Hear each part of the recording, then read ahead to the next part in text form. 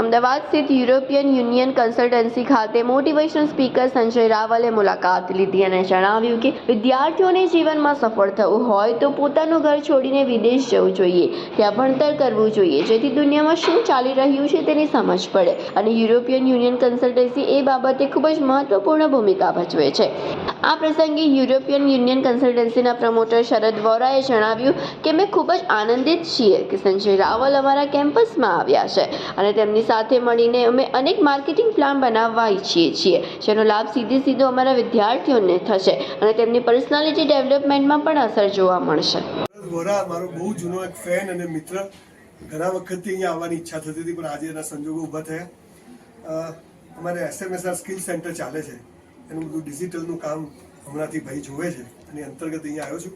UC કરીને એને આખું એબ્રોડ છોકરાઓ જાય અને મોટી કન્ટ્રીને બદલે નાના નાના દેશોમાં પણ બહુ સરસ કોર્સિસ ને બધું છે, એવો સરસ પ્રયત્ન કરી રહ્યો છે।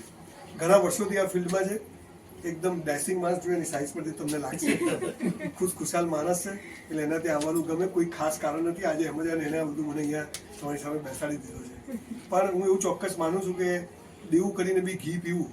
લોકોને કહું છું કે એકવાર કોઈ પણ દેશમાં છોકરાઓને મોકલો, એ દુનિયા જોશે તો એને ખબર પડશે કે અહીંયા આપણે કૂવામાંના દેડકા જેવી જિંદગી જીવીએ છીએ।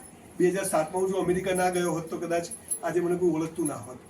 એટલે the sky is the limit એવું છે, પણ એના માટે એકવાર ઘરમાંથી પગ બહાર કાઢવો પડે। હું તો એવું ચોક્કસ માનું છું કે જે ગામમાં જન્મે તે રહેવું નહીં જો પ્રગતિ કરવી હોય તો, એટલે એકવાર પણ બહાર બાળકોને મોકલો અને દુનિયા ક્યાં ચાલે છે એની ખબર પડે। ભલે પછી ભારતનો પ્રેમ હોય પાછા આવે જુદો વિષય છે, પણ કંઈક કરવું જોઈએ અને એના માટે આ લોકો બહુ સરસ કામ કરે છે। અમે પણ સ્કિલ ડેવલપમેન્ટનું જે કામ એનો હેતુ એ છે કે છોકરાઓ નાની નાની સ્કિલ શીખીને એબ્રોડ જાય અને પૈસા કમાય। શરદ વોરા છે। I am the promoter of European union consultancy that is EUC abroad. આજે આપણા સેન્ટર ઉપર mister Sanjaybhai Raval motivational speaker આજે આપણા સેન્ટર પર આવ્યા છે અને એક માર્કેટિંગને લગતું એક નાનકડું ડિસ્કશન છે।